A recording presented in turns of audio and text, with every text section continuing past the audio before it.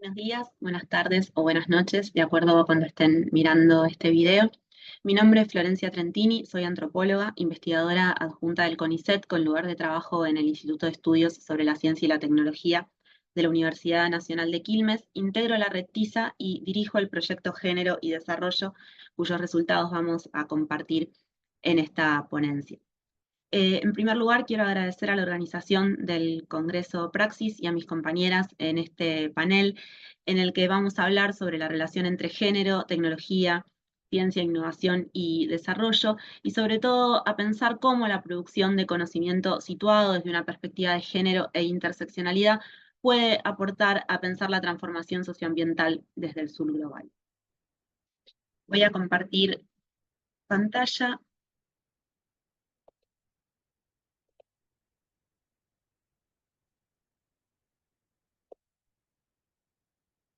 Bien.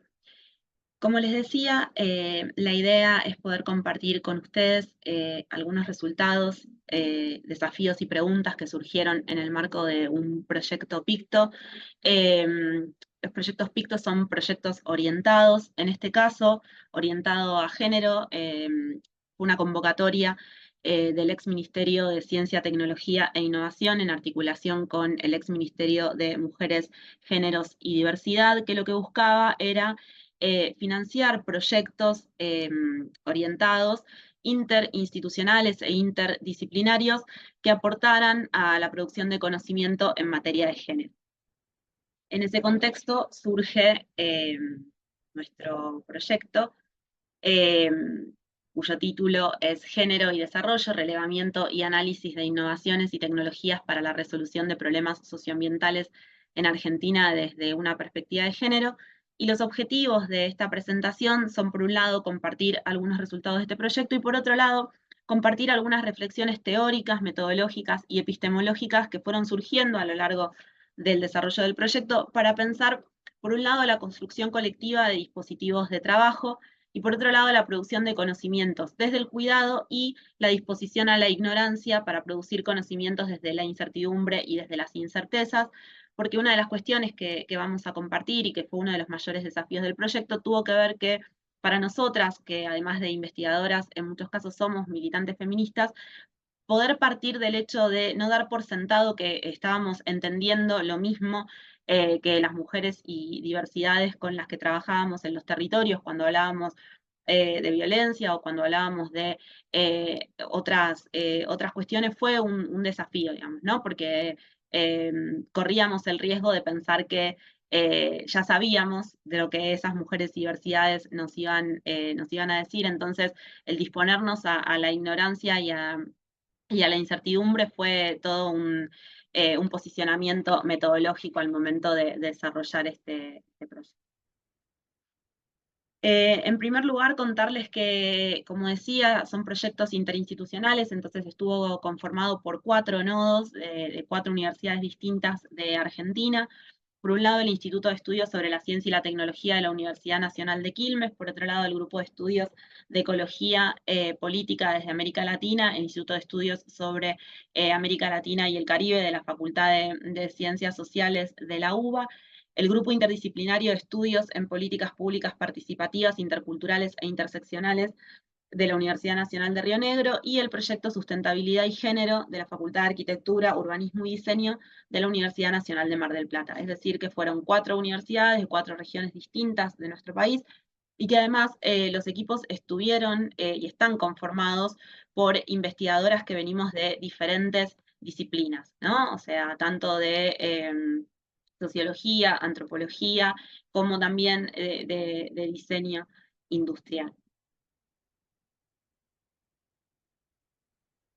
El proyecto tenía como objetivo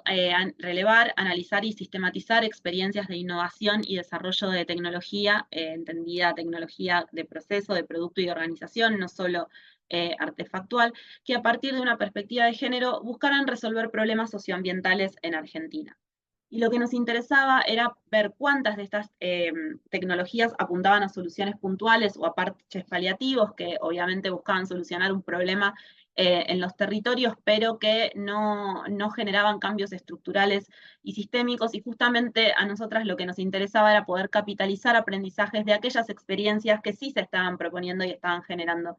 estos cambios estructurales y sistémicos. Y a la vez también buscábamos y buscamos generar nuevos instrumentos de política para el desarrollo e implementación de tecnologías estratégicas en todo lo que tiene que ver con agua y saneamiento, producción de alimento y agroecología, vivienda y hábitat y reciclado y postconsumo, con perspectiva sociotécnica, intercultural e interseccional. A la vez, buscábamos repensar la relación entre género y tecnología, atendiendo a cómo las desigualdades de género y la diferencia sexual afectaban el diseño y la implementación de tecnologías, de producto, de proceso y de organización. Partiendo del marco de estudios sociales de la tecnología, entendíamos que las tecnologías no son neutrales, sino que son construcciones sociopolíticas y que desempeñan un rol clave en las dinámicas de inclusión social y de sustentabilidad ambiental, ¿no? Es decir, no entendemos que la tecnología se ve por un lado y las sociedades por otro, sino que justamente poder entender ese armado sociotécnico es clave como para poder repensar estas dinámicas de inclusión social y sustentabilidad ambiental. Y en particular, dentro del Instituto de Estudios de la Ciencia y la Tecnología que integro, las tecnologías para el desarrollo inclusivo sustentable, las TEDIs, son entendidas como tecnologías que apuntan a diseñar, producir, implementar y evaluar tecnologías orientadas a la resolución de problemas sociales y o ambientales, y por lo tanto son fundamentales para las estrategias de desarrollo socioeconómico, la democratización política, la sustentabilidad ambiental y también la equidad de género.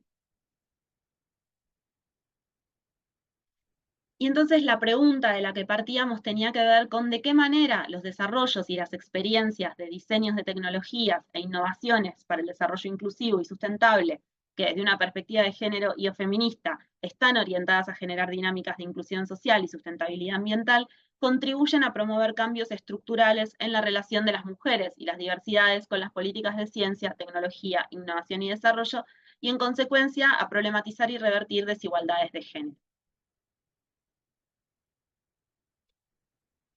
Para esto relevamos y analizamos más de 50 experiencias, armamos un mapa colaborativo abierto que todavía está con posibilidades de seguir sumando experiencias, porque justamente una de las cuestiones que más nos motivaban era poder generar un espacio de visibilización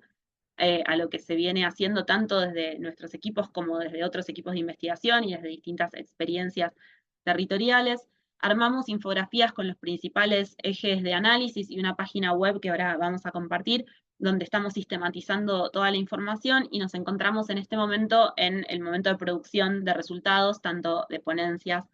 y de publicaciones. Algunas de las cuestiones que fuimos identificando tienen que ver con que la mayoría de estas experiencias se dan a nivel local y provincial, son las menos las que tienen un alcance nacional o regional.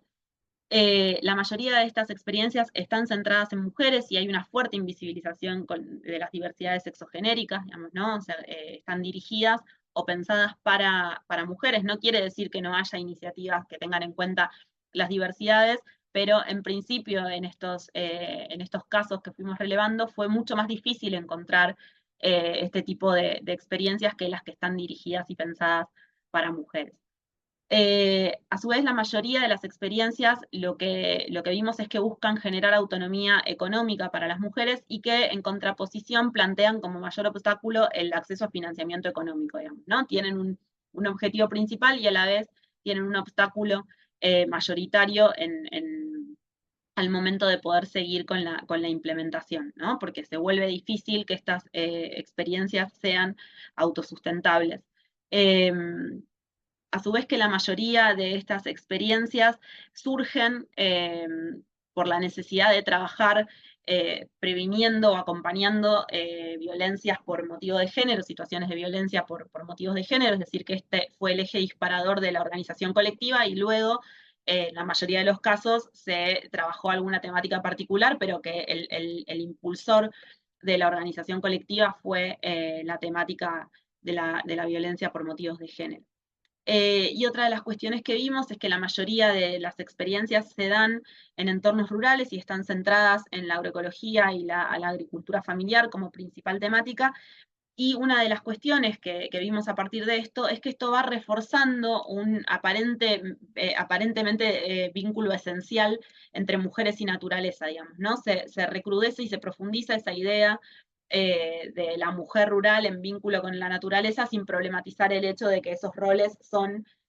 sociales e históricos, ¿no? Y que tienen mucho que ver con las desigualdades de género más que con una actitud esencial de vínculo con el cuidado de las personas y de la naturaleza.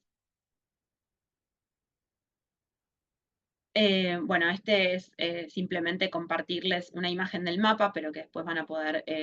ver en la página y lo pueden recorrer porque es interactivo. Las infografías, lo que fuimos relevando tenía que ver por un lado con el alcance de estas iniciativas, si eran locales, provinciales, regionales o nacionales, también con el tipo de organización que llevaba adelante estas iniciativas, si era una cooperativa, un espacio de gobierno, una red colaborativa, un movimiento social, una ONG, y en el caso de ser ONG, si era una asociación o una fundación, si era una universidad, si era una organización juvenil. También fuimos relevando las temáticas abordadas y sistematizándolas. Ahí vimos, por ejemplo, que las principales temáticas estaban vinculadas a la agricultura familiar y la agroecología, al derecho a la tierra y al agua, al reciclaje, al derecho al hábitat y a la vivienda. Sistematizamos también las estrategias y metodologías de género, y esto es fundamental porque una de las cuestiones que fuimos trabajando y pensando a lo largo del proyecto es que la perspectiva y la metodología de género, las estrategias vinculadas a perspectiva de género no siempre eran evidentes, ¿no? Que a veces tenían que ver con algo que asociamos directamente, como por ejemplo la lucha contra la violencia de género o la autonomía económica de las mujeres, pero otras veces, por ejemplo, tenía que ver con las formas de organización, las tomas de decisiones participativas y horizontales, las condiciones de habitabilidad, que no siempre son entendidas como perspectivas o estrategias vinculadas al género, ¿no? Entonces, uno de los mayores desafíos del proyecto tuvo que ver con no dejar de lado experiencias que por ahí no se definían como experiencias con perspectiva de género, pero que sí en el desarrollo cotidiano de esas experiencias nos permitía a nosotras aprender sobre esta perspectiva. Acá les compartimos para que puedan escanear y entrar a la página de nuestro proyecto, donde van a encontrar toda la información que fuimos relevando y donde seguimos actualizando eh, la información. Ahí lo que el Picto nos fue dejando hasta ahora tiene mucho que ver, por un lado, con preguntarnos por las tensiones situadas que se dan entre las categorías de género, ambiente y desarrollo, y esto tiene mucho que ver con el hecho de que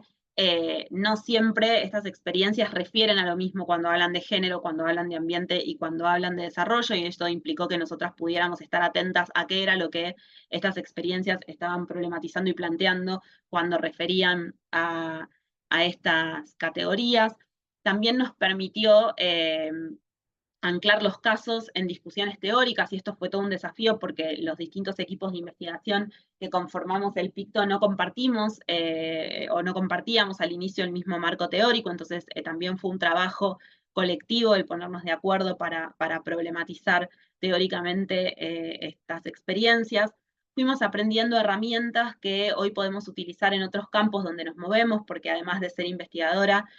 además de ser investigadoras, tenemos perfiles híbridos, entonces nos dedicamos en algunos casos a la gestión, en otros casos a la extensión, a la vinculación, la transferencia.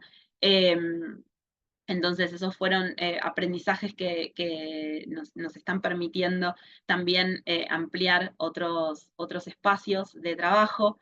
Fuimos aprendiendo maneras más amables y colectivas de hacer, y esto también fue una definición política y epistemológica del proyecto, como también lo fue el disfrute como forma de producir conocimiento, digamos, ¿no? No pasarla mal, no sufrir, sino encontrar en el proyecto un espacio de disfrute eh, para compartir. Y otro de los desafíos que nos permitió el Picto fue la construcción colectiva de dispositivos de trabajo, porque como decía, nosotras no veníamos trabajando juntas entre los nodos, entonces hubo que definir colectivamente en varias reuniones y en varios encuentros qué tipo de dispositivos de trabajo íbamos a construir. Em, y el Picto también nos fue abriendo otras puertas, fue una excusa para abrir otros caminos, digamos, ¿no? El mismo proyecto sirvió para abrir otros espacios para hacer juntas y para seguir pensando juntas. Y nos abrió también el juego para hacernos nuevas preguntas, sobre todo cómo mirar experiencias que no se definen con perspectiva de género y cómo no dejarlas afuera y perdernos de aprender de cómo opera la perspectiva de género en la práctica cotidiana y situada de esas experiencias, digamos, ¿no? Eso sin duda fue uno de los grandes desafíos del proyecto, el no definir estas experiencias que estábamos relevando porque tuvieran en algún lugar la palabra género, sino poder atender también a sus prácticas y a su cotidianeidad. Y ahí también surgió un interrogante y un desafío sobre nuestro rol como investigadoras, principalmente porque las experiencias que fuimos relevando nos interrogaron en nuestro rol como investigadoras y también en la mayoría de los casos como militantes feministas. Entonces eso implicó tomar definiciones metodológicas, epistemológicas, y una de las formas que encontramos para empezar a transitar este desafío es la propuesta de Nancy Tuana. Ella propone hablar de ignorancias desde el cuidado para pensar algunas situaciones que se nos iban dando en nuestros campos y el desafío que implicaba producir conocimiento desde, como les decía al inicio, la incertidumbre y las incertezas, digamos, ¿no? Porque ahí como militantes feministas teníamos formas de entender y de vivir las cuestiones que por ahí estas experiencias nos traían y muchas veces no eran las mismas formas de entender y de vivir que tenían las mujeres y diversidades con las que estábamos trabajando, ¿no? Entonces, disponernos a no dar por hecho que sabíamos eh, y que teníamos claro qué era lo que estaba sucediendo y que ya sabíamos lo que cada concepto nos abría, fue una definición política, ética, metodológica eh, y epistemológica, ¿no? Entonces, disponer la ignorancia como un punto de partida epistémico para poder acompañar la emergencia y el despliegue de otros futuros posibles, ¿no? Y no hacer una traducción equivocada de lo que estas experiencias nos estaban narrando. Y a su vez dejarnos afectar y permitirnos afectar por los diversos ensamblajes humanos y más que humanos que entran en juego en estos procesos, ¿no? Y esto sin duda fue una definición política y epistemológica del proyecto. Fue una discusión, tuvimos que ponernos a pensar, ¿no? Justamente cómo cuando estas mujeres hablaban, por ejemplo, de violencia o de desarrollo, no necesariamente estaban dándole a esos conceptos la misma forma y la misma vivencia que nosotras, ¿no? Entonces eso fue algo que discutimos muchas veces a lo largo del proyecto para no pasar por alto las formas que estas experiencias tenían de entender estos procesos. Em, y entonces se nos plantearon desafíos, ¿no? Desafíos que siguen abiertos y que nos seguimos preguntando, eh, que tienen que ver, por un lado, en qué implica hacer ciencia e investigación con perspectiva de género, interseccionalidad y feminista en estos momentos en nuestro país. Digamos, en Argentina estamos atravesando un momento donde todo lo que tiene que ver con la problematización de las desigualdades de género está siendo puesto en cuestión, se habla de ideología de género, ¿no? Todo el tiempo se discute que son posicionamientos ideológicos y que entonces no es ciencia, ¿no? Y bueno, justamente esto es un desafío para quienes entendemos que producir conocimiento científico desde estas perspectivas es hacer ciencia. eh, y que justamente con nuestras investigaciones estamos también dialogando y sumando nuevas perspectivas a la investigación, a la ciencia, a la tecnología y el desarrollo. Y a su vez cómo pretender informar a la política pública y generar nuevos instrumentos de política pública, que era uno de los objetivos fundamentales de nuestro proyecto, en un contexto donde nuevamente, ¿no? Estas cuestiones que nuestro proyecto buscaba trabajar, que tiene que ver con el cruce entre ambiente y género, está siendo en este momento profundamente cuestionado y puesto en duda, ¿no? Y también pensar en las potencialidades que tiene el hacer con otros, el articular entre equipos y con las distintas experiencias territoriales, y que esto tiene que ver también con poder producir conocimiento desde el acompañamiento, desde la escucha, desde el abrazo, ¿no? Cómo en esos procesos también se está generando conocimiento, ¿no? Y eso también es un desafío para quienes nos formamos en la matriz de la ciencia y la tecnología.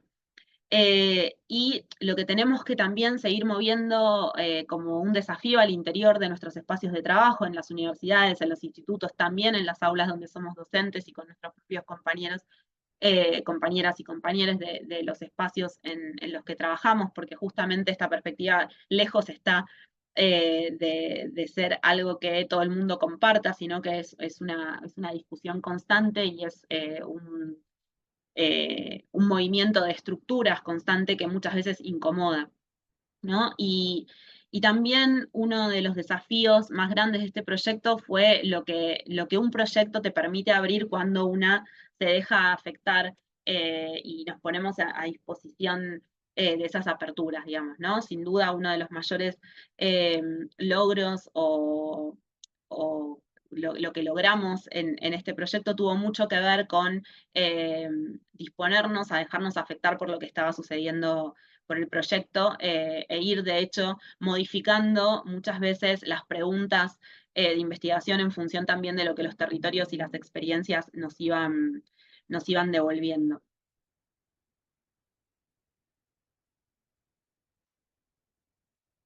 Y hay